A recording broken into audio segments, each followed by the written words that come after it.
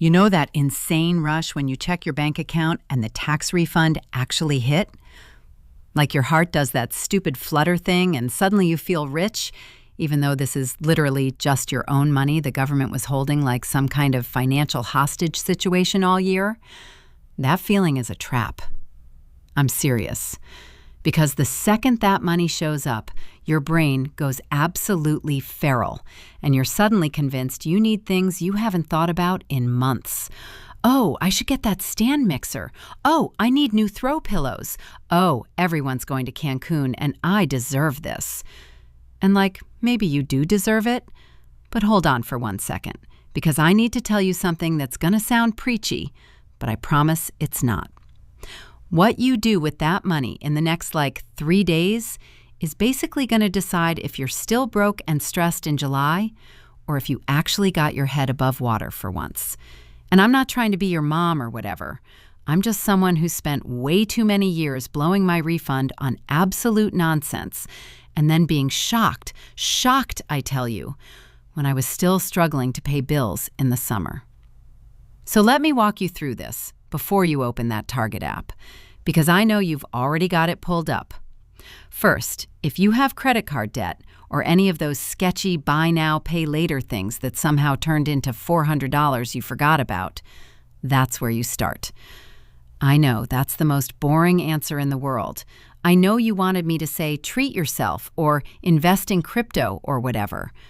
But listen, if you're carrying a balance on a credit card that's charging you 18, 20, sometimes 25% interest, that is literally a fire actively burning your money every single month.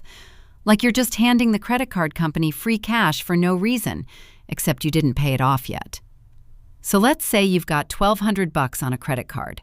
If you only make minimum payments, you're going to be paying that off for 5 years, and you'll end up paying way more than $1,200 by the time it's done because of interest. It's such a scam. Take a chunk of your refund, even if it's not the whole thing, and just murder that debt. Kill it. I know it doesn't feel good. I know it's not fun. You don't get anything new and shiny out of it. But what you do get is you stop bleeding money every month, which means next month you actually have more money in your pocket. That's the actual treat yourself move, even though it feels like eating vegetables when you wanted cake. Okay, so let's say you don't have high interest debt, or you just paid it off. Gold star, love that for you. Next thing is the emergency fund. And please don't click away because I'm about to make this make sense. An emergency fund is not some Dave Ramsey finance bro thing where you need 6 months of expenses or whatever. I'm talking about $500 to $1,000 sitting in a savings account that you pretend doesn't exist until something genuinely terrible happens. Because here's what actually happens when you don't have emergency money. Your car needs new brakes, or you get sick and miss a week of work, or your dog eats something stupid and needs to go to the vet. And when you don't have cash sitting there for that stuff, you put it on a credit card. And now you're back in debt, and we're back to the interest thing eating you alive. It's a cycle, and it's exhausting. So take some of that refund, maybe $500 if that's all you can swing, and put it somewhere boring. A regular savings account. Not investments, not crypto. Somewhere you can grab it if your life falls apart, but not somewhere you'll see it every day and be tempted to spend it on brunch. This is your life doesn't completely implode fund, and it's genuinely one of the smartest things you can do.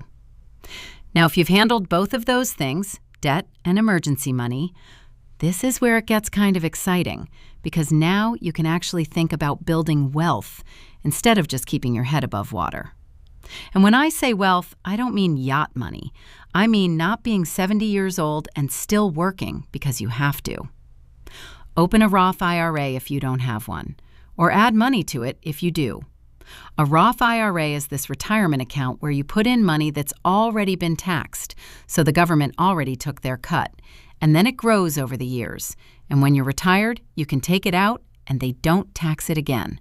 Which is honestly one of the only times the system is not actively screwing you over, so take advantage of it. You can put in up to $7,000 a year if you're under 50. Even if you can only throw in $1,000 from your refund right now, that money is going to grow for decades. Like if you're 30 and you put in $1,000 today and it grows at around 7% a year, which is pretty average for the stock market, that's going to be worth over $7,000 by the time you're 65. You literally just made $7,000 by not spending it on whatever you were going to buy. I'm not saying never buy things. I'm saying pay your future self first and then buy the things. Or maybe retirement feels fake and far away, and you've got other stuff you're trying to do. Maybe you're saving for a down payment. Maybe you want to start a side business. Maybe you just want a vacation fund, so you're not putting trips on a credit card and then paying interest on cocktails for the next 18 months, which is genuinely depressing when you think about it. Take part of your refund and open a separate savings account just for that specific goal. And this is important. Name it something real, not just savings account new too. Name it down payment fund or Portugal trip fund or whatever your actual goal is. When it has a name, your brain treats it differently. You're way less likely to rate it for random stuff because you can actually see what you're stealing from.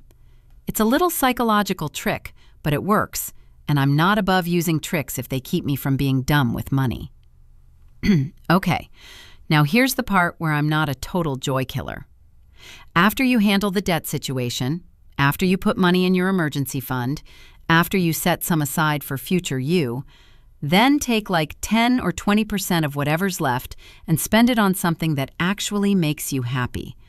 Not something you saw on Instagram at midnight and added to cart in a fugue state.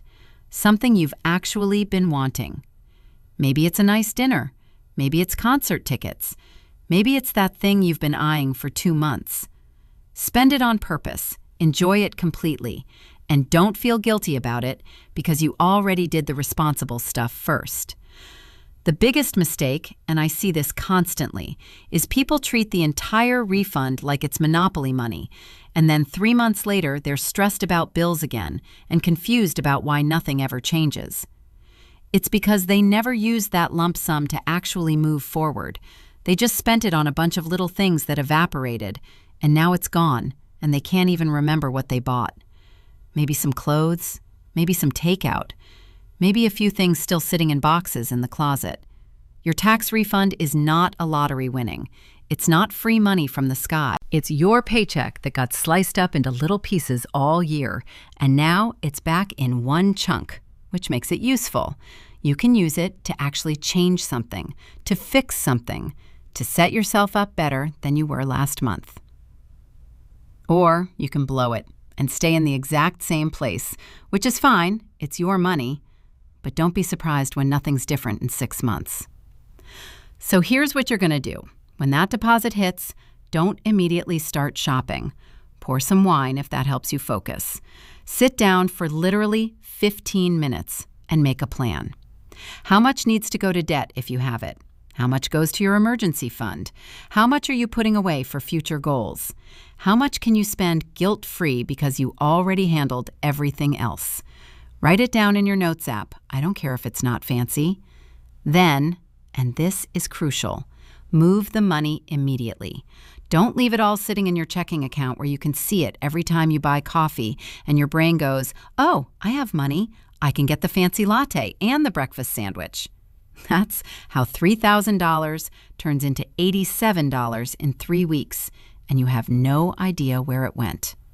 Move it into the right places the same day. Set it and forget it. This is one of those moments where being slightly disciplined right now pays off huge later. You get to be the person who actually used their refund smart, instead of being the person telling the same broke story in August. And that future version of you, the one 6 months from now, who has an emergency fund and less debt and maybe some money growing somewhere, that version is going to be so glad you didn't spend the whole thing on stuff that didn't matter. Your refund is power if you use it right. Handle your actual problems first, then have fun with what's left. That's it. That's the whole thing.